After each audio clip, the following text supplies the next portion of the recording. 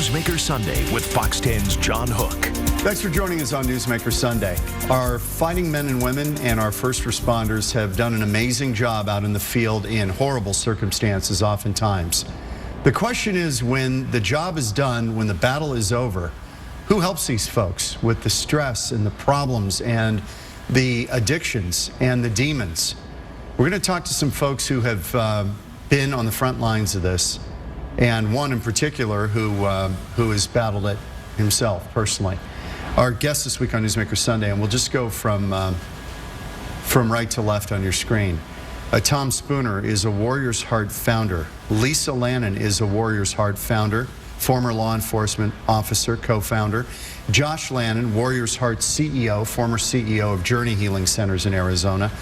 But Tom, on the right of your screen, again, he was a Special Forces, Delta Force, in the armed services for how many years? 21 years. 21 years. Yeah. So you lived this. You lived with first Desert Storm. Yep. What other conflicts? Yeah, so I came into the military in 1990 whenever I was 20 years old. It's all I ever wanted to do was come into the military. All my heroes in my life, my grandfathers, my uncles, you know, that's who I wanted to roll myself after, you know, and they served. And so I came in 1990, went to the Gulf War as a private, so that was my first exposure to war. I spent about 5 years in the 82nd Airborne Division. After that, I went to 7th Special Forces Group, deployed to Central and South America, all pre-9/11. And then after 9/11, you know, I went to Special Missions Unit, you know, it's within Special Operations, and was there from 2001 until 2011 whenever I retired. I have about 40 total months time in combat and did 12 rotations. What does that do to a person? It takes a toll. It takes a toll. I'm not, a lot of people talk about moral discussions and moral dilemmas. I didn't have any of those. The only regrets that I have is that I didn't get to do more for my country and for my people. And, but it did take a toll, and it was a toll on my humanity. You know, of doing the job, being in combat for that much, it took a toll on me. You told me before the taping that it wasn't as much even having to kill the enemy, but it was all the other collateral damage that you witnessed that really played havoc with your mind. Yeah, the things that I struggled, and only speak for myself, because some guys don't have that big of struggles and some guys do. So I'll just refer to mine. And the things that bothered me the most whenever it came to combat wasn't, that was the job description, you know, to engage the enemy. So that, you know, that didn't bother, but after a while it took a toll on my humanity. The big things that bothered me, though, was whenever other U.S. personnel would get killed that we were there with, you know, when friends would get killed, whenever innocents would be lost and killed on the battlefield. Lisa, you were Las Vegas PD. Yeah, former Las Vegas Metropolitan Police Department officer. We should make this pretty clear to folks. The stuff you guys deal with on a nightly or daily basis, the same similar attack on your psyche happens as what Tom's described, right? Exactly. So it's day in and day out. You know, it's call after call or dealing after dealing, you know, with horrific homicides, seeing dead children, domestic disputes, suicides. It's day in and day out, so that takes its toll as well. Now, you're married to Josh. Correct. Josh was not in this line of work. You got into helping first responders and warriors in a completely different way, didn't you? Yeah, at first, you know, I was the problem. I was the problem in our marriage. I was the problem by drinking, and you know, it wasn't working for our marriage. And luckily, Lisa gave me the ultimatum, because I had dug myself a hole and I didn't know how to get out of it. An addiction hole. Yeah, I drank too much. I just, you know, we were emotionally falling apart, spiritually, it just wasn't working. And when Lisa came home one night in full uniform and said, "Josh, I'm done." And I was like, you know, I am too. She goes, "Either you go to rehab tonight or I'm going to divorce you." And you did. And when you cleaned up, you dedicated your life to what? Yeah, this is in 2001, dedicated our lives to the healing of others, because in order for me to stay sober, I had to help other people stay sober. And that's what started our journey down this path in the behavioral health field and building rehab centers. That started the Journey Healing Centers, which we had, how many in Arizona? We had 3 facilities in Arizona and 3 facilities in Utah. And it was sold in 2013 to... It was sold to Elements Behavioral Health. Yes, Elements Behavioral Health. So then you branch out and decide after selling, you want to continue down this path. And that starts the Warrior's Heart program. Yeah, we were in process, excuse me, we were in the process to build our 7th location prior to selling. So we sold, we took a little time off, and one thing about selling is that we still had the mission, we still had our calling. So we hooked up with Tom, we started talking about How did you meet Tom? At a military seminar, if you will. That's the best way to say it, but... Yeah. And that was in North Carolina, where you're from, where you live. Yep. And so you guys kind of kindred spirits in trying to help folks. Yes. Is there a difference between what the first responders experience and what men and women in the field of battle experience, or is it pretty similar? We talked a little bit about this earlier, but is it pretty much the same thing? Yeah, from my own experience, it is the same thing. I mean, in combat, I mean, there's a lot more gunfights, so it's a little bit more of the life or death battle going on. But whenever it comes to the things that matter the most or that affect people the most, and again, back to the innocents being killed or buddies getting killed, I mean, all of that happens within law enforcement. The high stress that they're under every day, the scrutiny that they're under every day to perform. You know, and so I believe, you know, I mean, it is there's some differences, but it's 80% the same. Let me ask you about one difference. When you go into the field of battle, into theater, do you come to terms with the fact that you play a mind game that I may not get out of here, this may be it? Yeah, it's a total of acceptance. You do get to that point? Yeah, before you even go into battle. Do you get to that point wearing a badge and a uniform? Yeah, you know there's a possibility you may not come home. So not as high a probability as what Tom was under, correct. But it's a possibility. Well, even as a spouse, I would have that level of acceptance that Lisa may not come home tonight. Then when folks go through these struggles and then do come home, there's addictions. This is a common theme through a lot of this, right? Self-medicating. Absolutely. That's kind of the bottom line, right? Yeah, to numb the pain and to not deal with the emotions that come with the trauma of what we've seen or been involved in. When you watched what happened here at the Phoenix VA, let me just start with you because it probably hits closer to you than anyone. Right. When we realize this probably came as little shock to you. Right. You've been hearing about this probably and maybe even lived it. Yeah. What's happening out there? The thing with the VA is that it's there's a lot of good people trying to do a lot of good things. I mean, we have the bad parts in there too, but they're overwhelmed. Like the population that they are trying to serve, they can't handle the numbers. And in a lot of instances, whenever it comes to the treatment of our combat veterans in the VA system, is a lot of times they don't have the best solution because they don't treat the whole person. They may go over to the psych, I mean, they may hand out the pills, all the stuff that we see that goes on. But it's really hard, but the root of all of it is they are overwhelmed. They cannot handle the load that 14 years of war has given them. So that is one of the things that happened with the VA. In my opinion, the biggest thing is that they're just overwhelmed. So with Warrior's Heart, what's a little different here is you're treating people of like circumstance. You're not mixing warriors and first responders with business people and dentists and doctors. It's all of these folks. Why is that so important? Yeah, well, the peer network. You know, a lot of times the trauma was together on a team, so we want to heal them together on a team as well. So building that peer network where they can come in and there's a familiarity there where the environment makes sense to them, their peers make sense to them, the counselors. It's the all stories they're hearing in the circle, right? Absolutely. Yeah, they can relate on a peer-to-peer level, whereas when we had our former facilities, you know, we did serve a lot of law enforcement officers in there, but it was hard for them to talk about the trauma they went through, sitting across from, a business owner or even maybe a possible drug dealer, that the trauma is not the same. That makes perfect sense. But that is not going on in other facilities around the country. This is a unique concept. This will be the first private center dedicated to the healing of our warriors. And the first one you're opening is in San Antonio. Any plans to open one here, or are you not allowed to because you've worked in this area with under a different banner? Well, we have it in our expansion plans. We love Arizona. We live in Arizona. Lisa's involved in the community with the governor's office. We do have it on the radar for future expansion. Tom, before we take a break here, give me a grade on how this country is dealing with our men and women coming home from battle. For the majority, it's an absolute failure.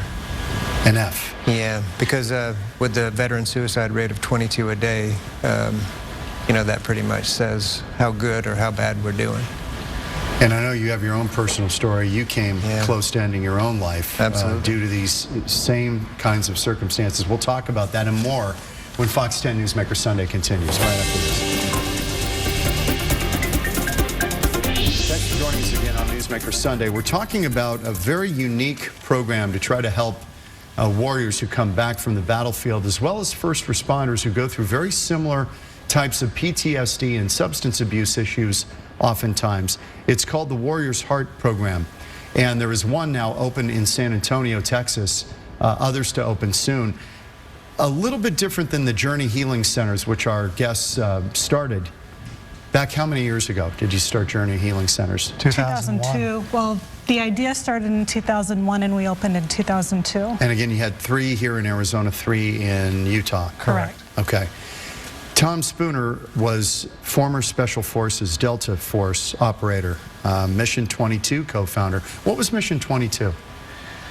Mission 22 came out of my own experience and the experience of one of the other co-founder, Magnus Johnson, and that just kind of ties into my story as far as through all the combat that I experienced. It took a toll on me, and I had taken a lot of concussions, a lot of explosive shocks to me, and you had traumatic brain injury? I had mild traumatic brain injury. Can you see it on a brain scan? No, they can't see it on a brain scan, but it comes out in testings. Okay.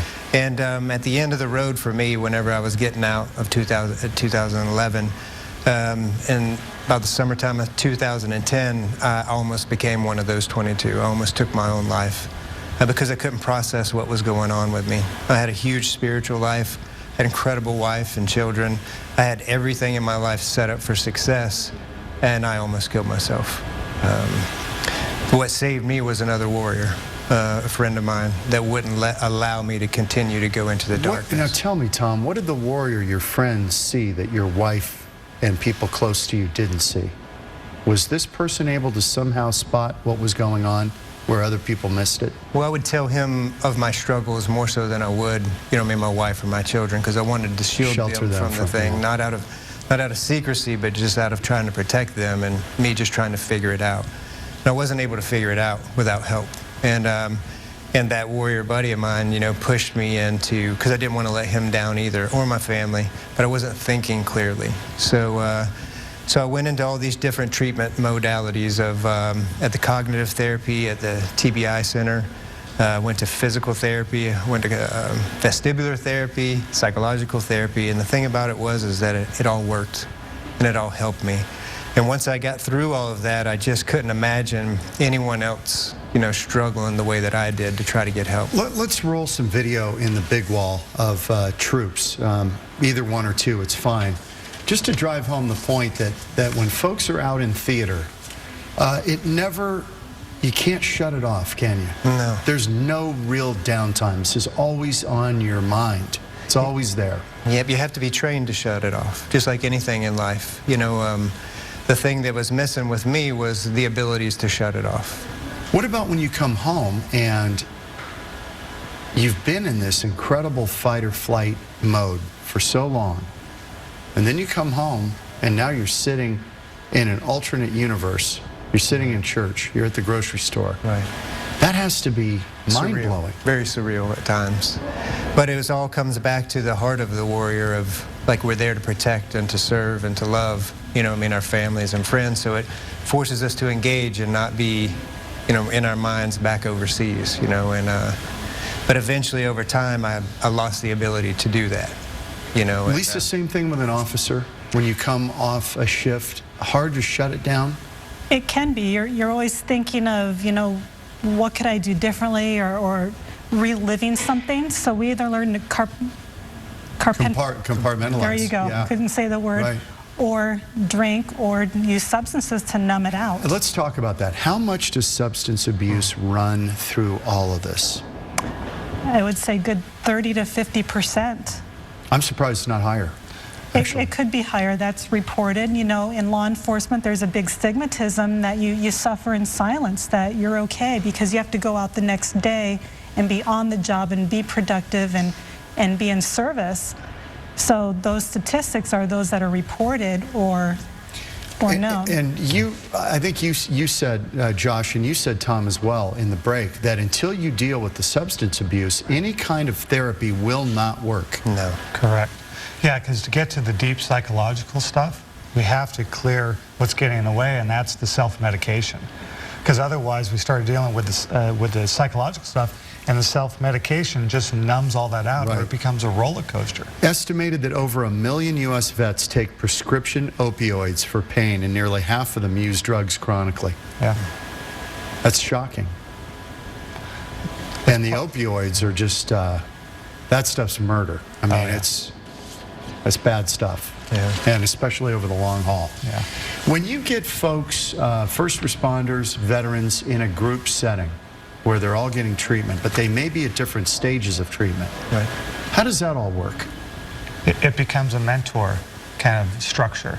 If someone's been in the program for a little bit longer, they become the mentor and they help the newer people kind of learn the ropes. Here's the process. And it's really part of that team and that tribe mentality is that, here, I'm here to help you. I'm here to be in service again. Does insurance pay for this? Can you get insurance will pay for this? Yes.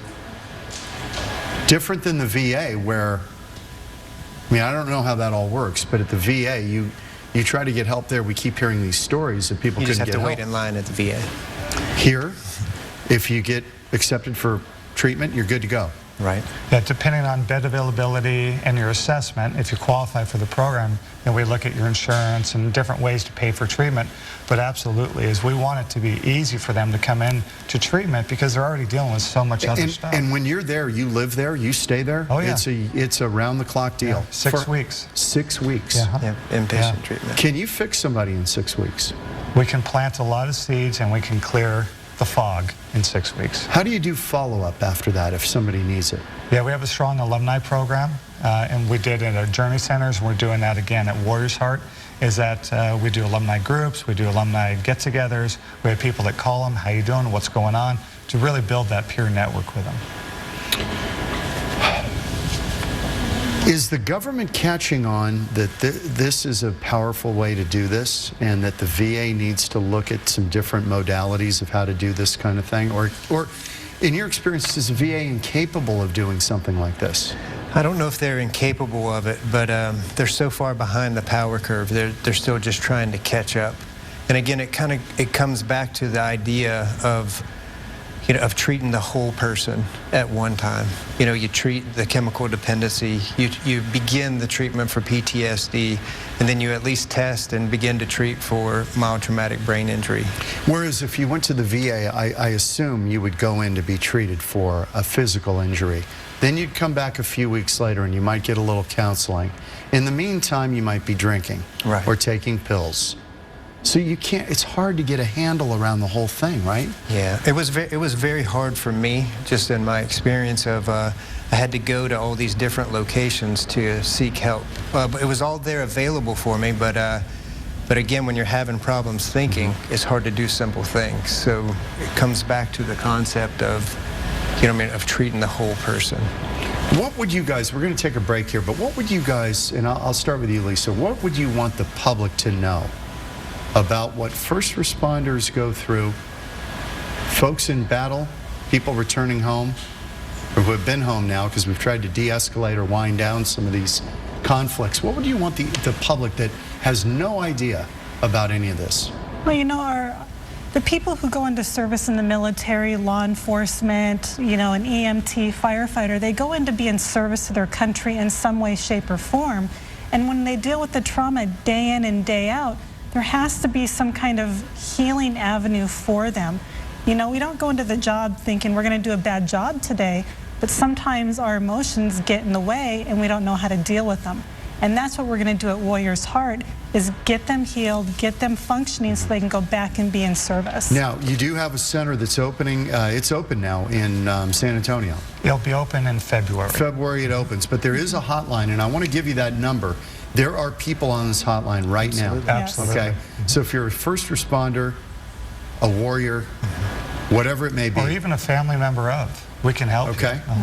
So I'll give it to you. It's 844-448-2567. 844-448-2567. We're going to try to get this number up on the screen as we progress through the program. We're going to be back for one more segment, talking about really a remarkable approach to try to heal veterans and first responders who are dealing with many issues. Back in a moment on Newsmaker Sunday. Back on Newsmaker Sunday with the founders of Warrior's Heart, Josh Lannon, Lisa Lannon, his wife, and Tom Spooner. Tom, Delta Forces, former Special Forces, Delta Force operator. I wanted to ask you about transitioning from the battlefield to coming back home. We see these homecomings, and Carrie and I, my co-anchor, and I always kind of look at each other when there's a celebration going on and think that there's a whole nother battle that's going to unfold after everybody gets home. 100% accurate. For me, just speaking. That transition is not easy. The transition is very hard, and for me, the reason why it was even harder was because I wasn't trained for it. And that's not the military's responsibility to train me for after battle, you know, in my opinion, is, you know, but I needed to be trained like how to be patient, like how to engage with my family, you know what I mean, how to compartmentalize or to process, you know what I mean, all those emotions, all those events, the life events, and the natural things that happen with a human being going to combat. You said it was harder coming home than being in theater. Absolutely. It was much easier for me to be in combat than to be back home. And with Delta Forces, you would go out on a moment's notice and then come back. Yeah, we had a very high operation tempo, much like all the Special Operations Forces. So you could be out in some remote place and then back in your living room in 24 hours? At times. Oh, man. I don't know how you do that. How do you shut that off? Yeah, at the end I couldn't. I couldn't shut it off, and that's where my struggles really started to begin. We've got the hotline up here, and Josh, who will be on the other end of that phone, and who is generally calling? Yeah, so who generally calls is the loved ones, the ones that have identified the problem, like Tom's wife. It's like, I really got to do something. I don't know if my loved one's going to make the call. So they reach out to us. We provide a support network. We end up actually eventually talking to the warrior themselves. So who's on the other call is a fellow warrior, someone that has been there, done that, they understand. And we have resources available so we can connect with no matter what branch or wherever they come from, we have fellow warriors to be there. And even though you don't have a Warrior's Heart here in Arizona, you have one in San Antonio that will open in February, you said. There will be help on the other end of the line that can direct you to services somewhere. Yes, 24 hours a day. We're already placing people now until our facility opens. Are we getting better at this as a nation? I know that there's a big attempt at getting better. You know, I mean, that there's a lot of people really trying to do the right thing, and the right thing is to take care of our protectors. Let me just say for all of us, Tom, thank you for your service. Lisa, you too, as an officer, a law enforcement officer, and Josh for just being here and starting this. So thank you all for being here. We appreciate it. Best of luck. We need you. Thank you. We'll see you next week on Newsmaker Sunday.